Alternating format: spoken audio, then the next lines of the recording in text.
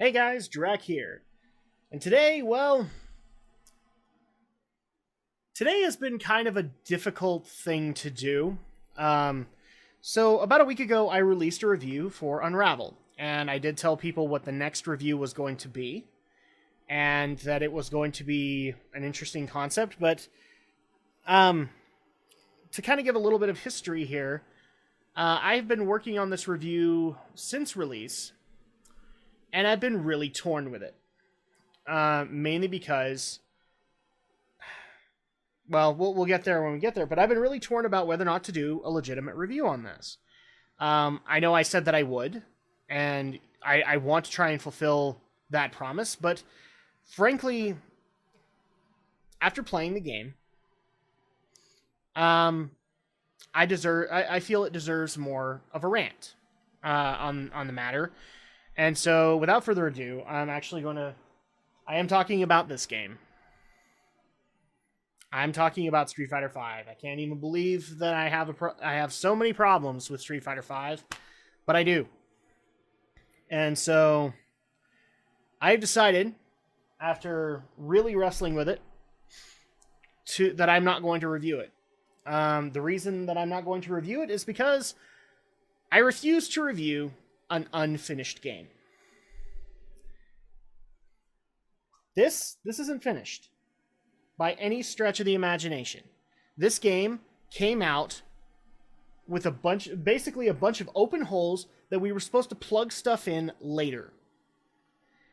And Capcom just expected us to pay $60 for this. Actually, no. They expected us to pay $90 for this because they also had a season pass. I have quite a bit to say, and I'm not gonna lie about it. But I'm just gonna say this right here now. This is the review for Street Fighter V. It's a rant, because I have to judge this based off of what it is that came out, like the product that was released on its release date, and unfortunately, this is an unfinished product, as far as I am concerned. We're going to go into the various factors, but I don't have a score for it. I frankly didn't see a whole reason. I will kind of I will sneak peek that it would be really low. But frankly, since Capcom didn't give enough of an effort to release a full game, I don't feel the need to give them a full effort to review the thing, give it a score, analyze it, and all that. Oh, we're going to analyze it, but this is pretty much the format that Capcom gets, and frankly, in my opinion, deserves. So we're just gonna go through the various factors that we would in a review, and that's gonna be it. There's not gonna be a final score or anything like that. The first factor that I have to bring up is story, and the fact there really isn't any. Capcom has admitted this because there is a full-on cinematic story mode releasing in June. Not at release? You didn't feel that was essential?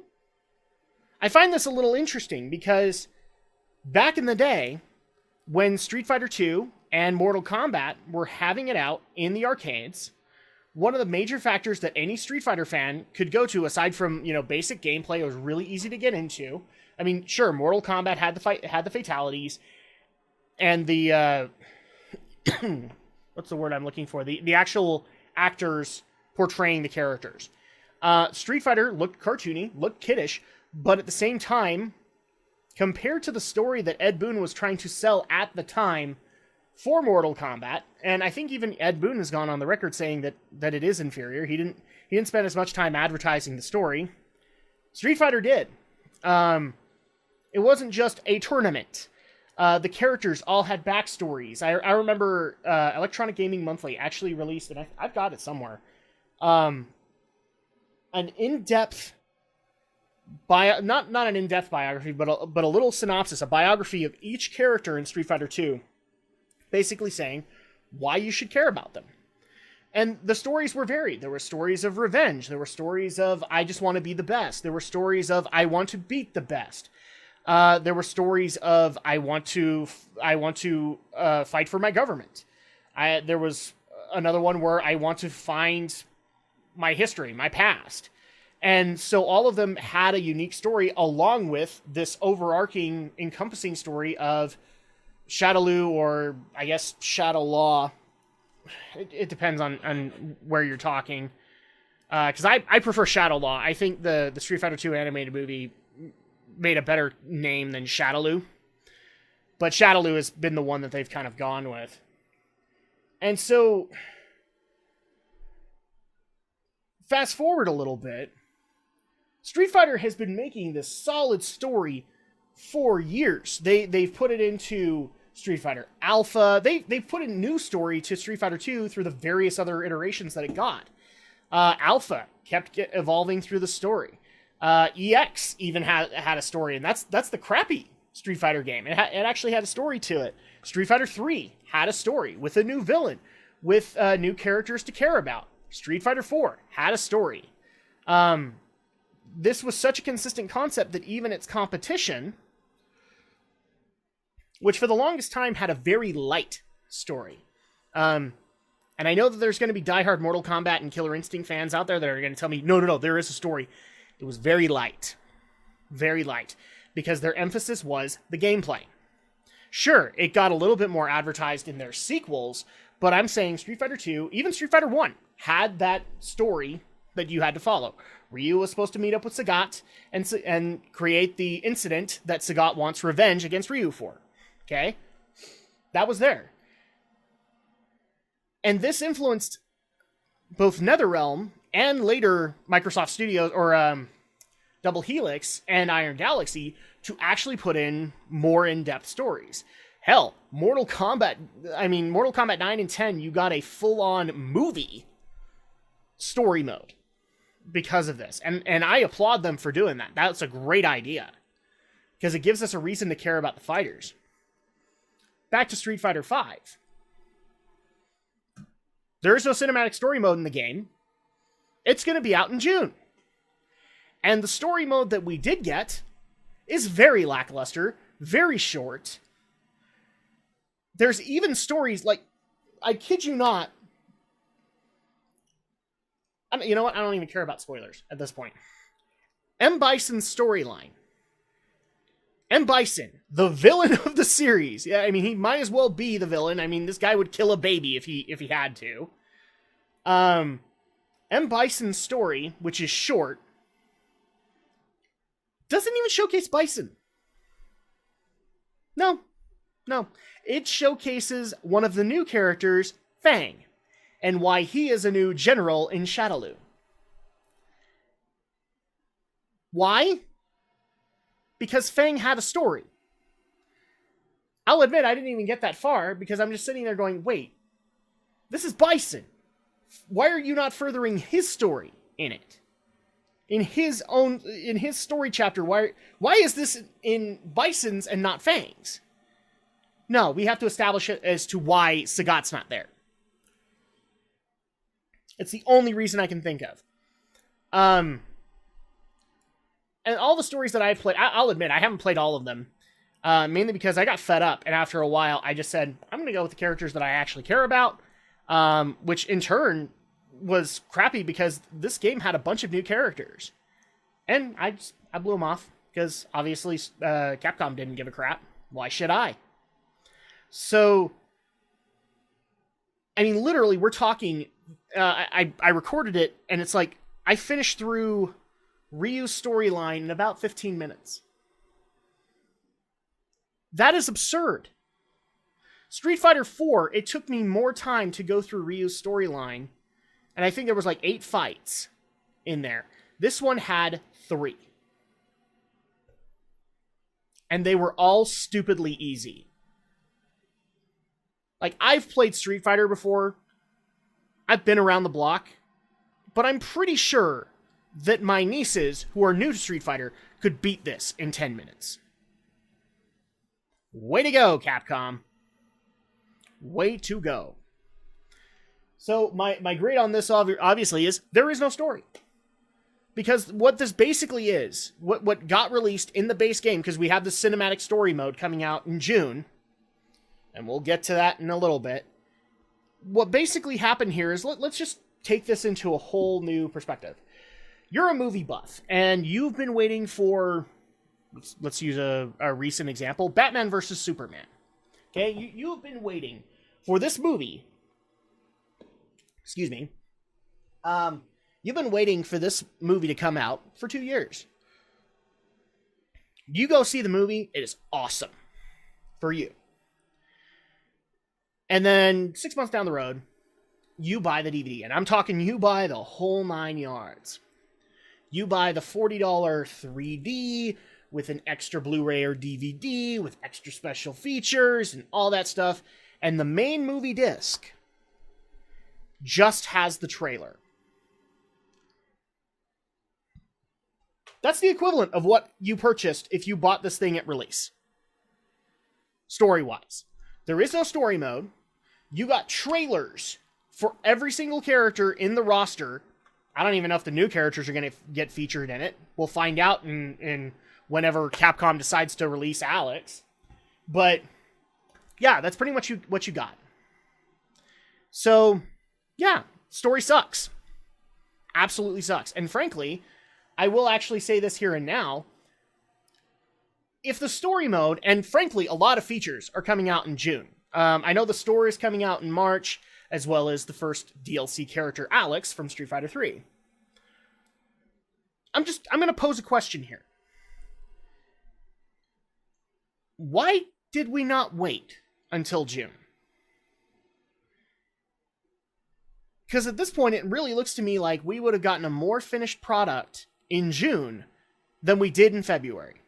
The only thing that this February release really benefited was the people who play online. Was the online multiplayer people. That's it. Capcom, there's more to the Street Fighter audience than them. There really is. And you have basically given everybody the middle finger and, well, stuck it up your ass. Pardon my French. That's what you've done to these people. You said, oh, well, screw you. You I can't even believe I'm making this comparison. You pulled an EA by saying, there's no need for a single player. What are you, stupid? Capcom, that's what you just did. When single player is, for the longest time, one of the biggest motivators for people to at least try out Street Fighter. Yes, versus mode is one of those pieces. But the bottom line is that story mode is really what hooks people in. Why would you play a character if you didn't know their story? I can give perfect examples where that didn't work. And it's kind of funny, we don't have a Virtua Fighter game anymore, or a Virtua Fighter series. I would actually credit that to the fact that they didn't really have stories. And I know that Virtua Fighter fans are going to tell me, oh no, they did. No, not really. Not really. So that's story. Let's move on to the next one. Visuals.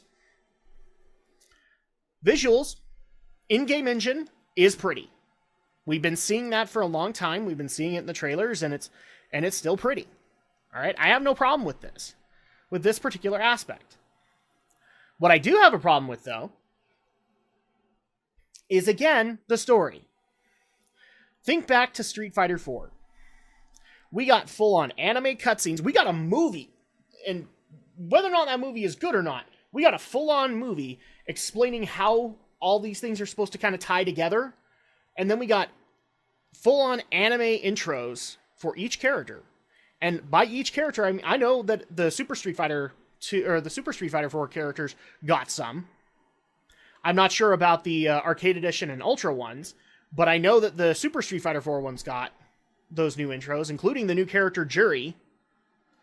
And then you also had in-game cutscenes when they met their rival. This didn't happen in that story mode. Maybe it will in cinematic mode? I don't know. But I will tell you this. The Street Fighter V story cutscenes are such a step backwards. Oh my gosh. So basically it's in a comic book style with still images portraying the various characters. Sorry, I'm swigging water on the camera. And again, I don't give a crap. Capcom obviously didn't. But we have these comic images, and then we have voiceover put to the characters so that you can have some semblance of story. However, the style that they picked is just so jarring. Oh my gosh, I cannot even think of a character that was portrayed well in those, like had good portraits of themselves. Even Ken, Ryu, they looked dumb. Chun-Li looked like a Bayonetta knockoff. Well, congratulations, Capcom. You spent a ton of time in Street Fighter 4 trying to make her look more, at least a little bit more natural. Because she's one of the first female characters that got that street cred, along with Samus. Congratulations, you just threw all that out the window. She has the Bayonetta neck, and she is the epitome of the hourglass figure in that story mode. It was absolutely frustrating. I'm a fan of Chun-Li. I love the story. In fact, Street Fighter 2, when I played in the arcade, I played as Chun-Li. And not because, oh, I got to look up her skirt, because she actually had a good story. She had a story of vengeance. She was looking for Bison as an Interpol agent at the time. I don't know. Yeah, she's still part of Interpol. She was looking for Bison to get revenge for her father's death.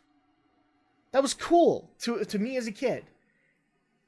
I especially love the alpha version of Chun-Li, where it felt like, okay, well, she's more respected because we don't have to worry about the hokey dress anymore. She's in a jogging outfit, for lack of a better term. And she's still an Interpol agent. She's still trying to track down Bison. What happened there? But, yep, we now have Hourglass figurine Chun-Li, complete with, I don't even know what that kind of dress would be called, but I had to facepalm when I saw that as a DLC costume for reserving the game on PSN. Capcom doesn't have respect for that character anymore. So, my problem with this visual style is very simple. It looks like there was no effort put into it. Seriously, there were a couple of points where I'm kind of wondering, wait, did you bring in Rob Liefeld to draw that? That was a bad call. Because frankly, in some cases, they don't even match up to what we've been used to.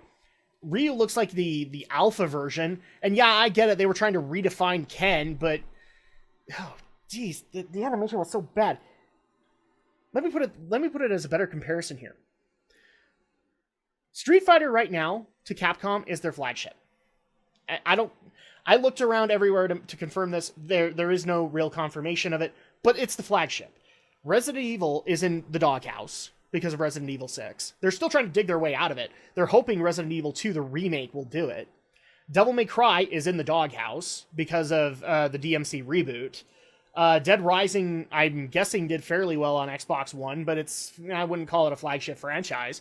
Mega Man, they're not going to do anything with that. And all of their other franchises are pretty much down the tubes. There are lower-end people on the totem pole, but Street Fighter is the flagship right now. That's the one that's supposed to be getting the money. And my problem is, it looks like more effort was put into the Phoenix Wright games, as far as cutscenes, story mode, all of that. And I'm talking the most recent in the Ace Attorney line. So I'm not counting the Gyakuten Saiban with Sherlock Holmes. I'm not counting Professor Layton. I'm talking Dual Destinies. It looks like more effort was put into that, which Phoenix Wright is low on the totem pole for Capcom. If it wasn't, then we'd be seeing a lot more releases in the US. That got more effort than Street Fighter V's storyline. What the hell, Capcom?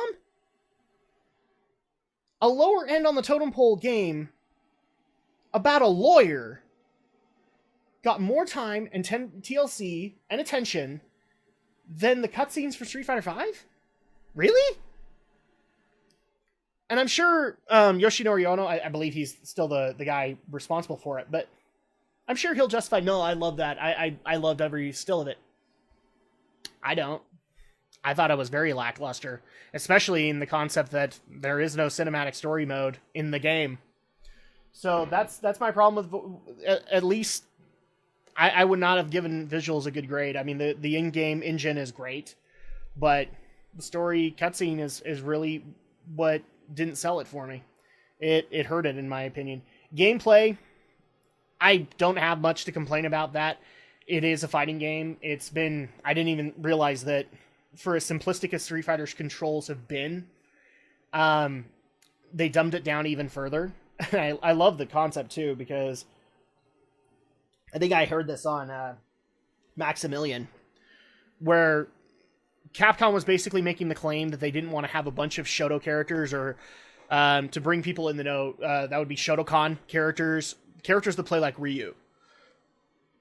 And that was kind of a complaint that happened with Street Fighter 4, is that you had Ryu and Ken, you had Sagat, who played very much like them, you had Akuma, you had Gouken, you had a bunch of characters that played similarly to Ryu, and therefore that Shotokan style.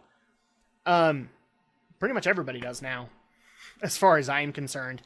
And the reason I say that is, like, the most basic move that Ryu and Ken know is the Hadoken. Sending out a fireball, down to forward punch. There is a down to forward move on every single character, and I made sure to keep track of it. There is, I would say Zangief is probably the only exception.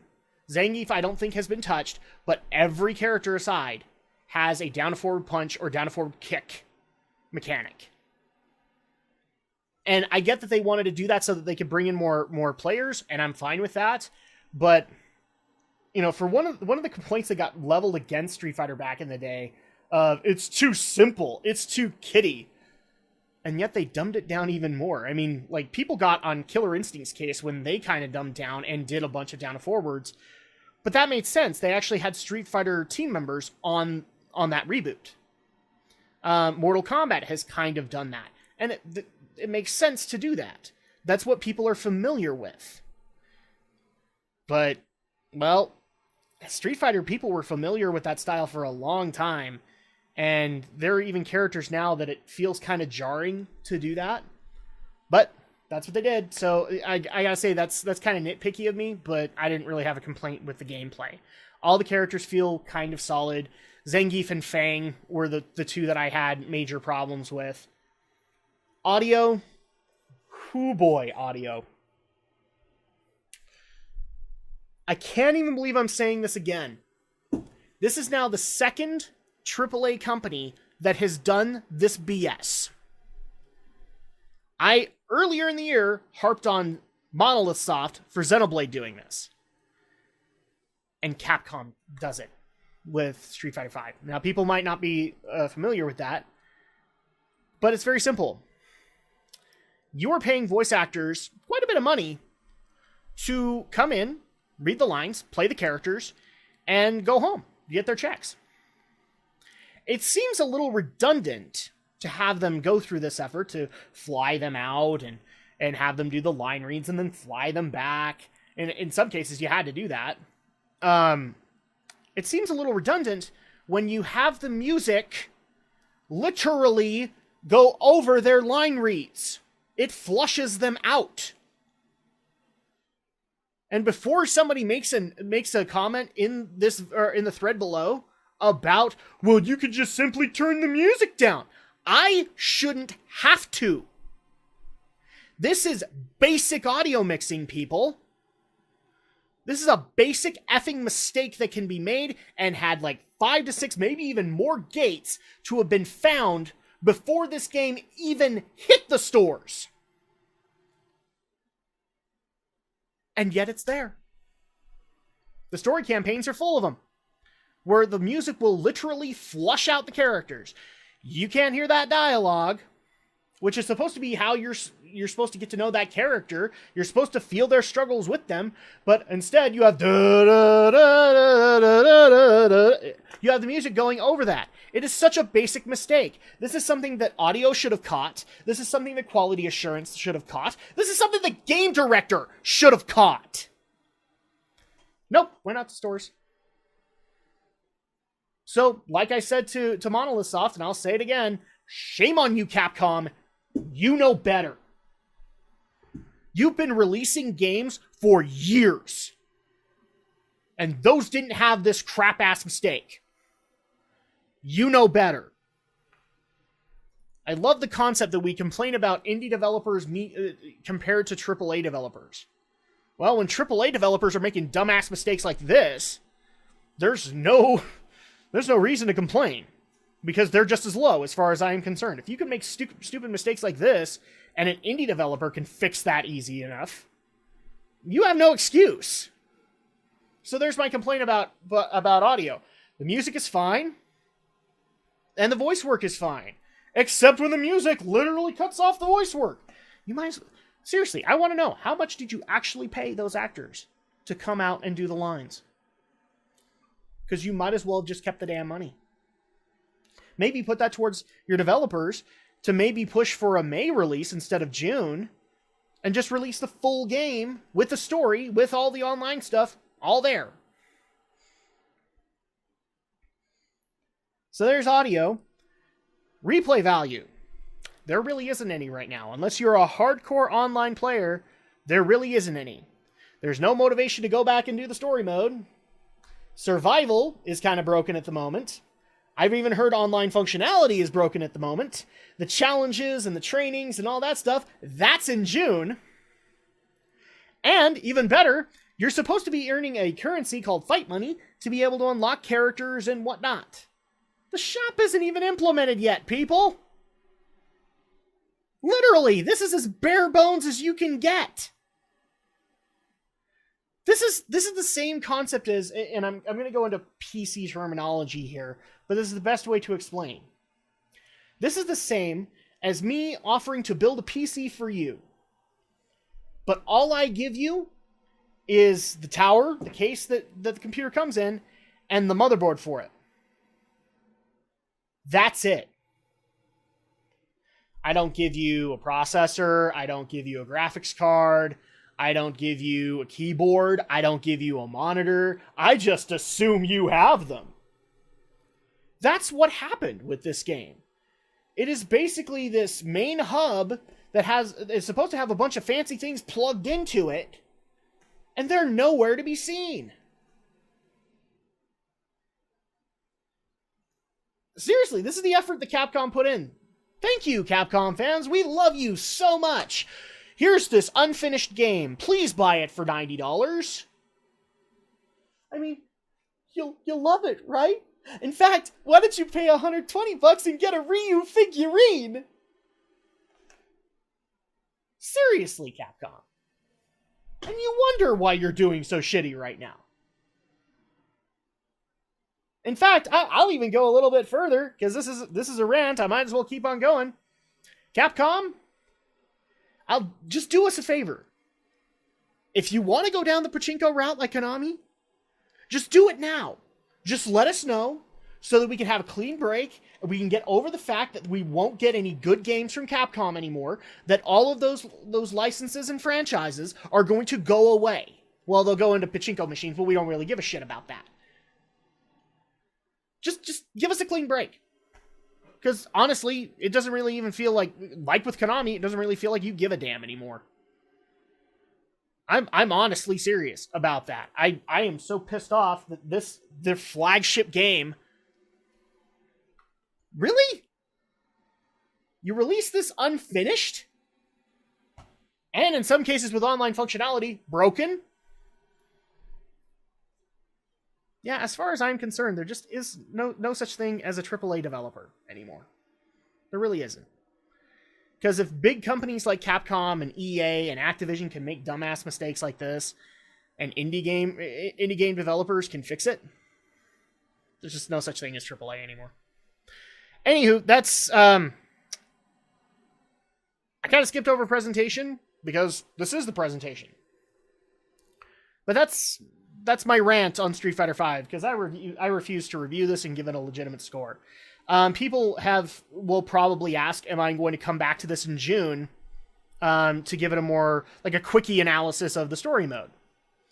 I will probably play the story mode when it comes out in June, just because I would be interested in it.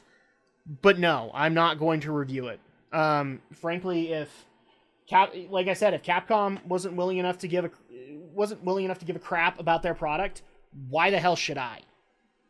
On that matter. So this is the review. No score. It's a piece of crap. It's unfinished. And that's going to go ahead and do it for me. So I hope you guys have liked this video. If you didn't, well, I'm sorry. In the meantime, though, feel free to leave a like if you liked the video, or leave a dislike. Leave a comment below. Even the naysayers, I want to hear your arguments that you have with me. I'm not saying that I'm going to... I will probably respond to some of them, but I would love to be able to at least hear your feedback where you think I'm being too hard on this franchise, or being too hard on Capcom. Feel free to leave a comment below. And also, if you feel the need, give my channel a subscribe and check out all the other content that I do. I host a podcast every Saturday called Geek News, Reviews, and Opinions, where we talk about the latest events in the week for geek. I kind of messed that up, but for example, we just barely got together last weekend to review The Boy and the Beast from Mamoru Hosoda, as well as doing the Oscar and Razzies results and the Nintendo Direct, kind of revealing the summer plans for Nintendo. So you got that. I also live stream every Monday from 6 to 8 p.m. Mountain Standard Time. Currently, we're working on Undertale, and next week we will be back with Undertale to finish it. And then I also have a bunch of Let's Play content. Currently, me and my wife play modern games together, and we're playing King's Quest Episode 1, A Night to Remember. And on Thursday, I play Final Fantasy games with you guys, because that is my most beloved video game franchise, and I want to share the love with you guys. But in the meantime, I hope you guys have enjoyed this video, what you could enjoy. And I am Drak, and I'll see you guys for the next one.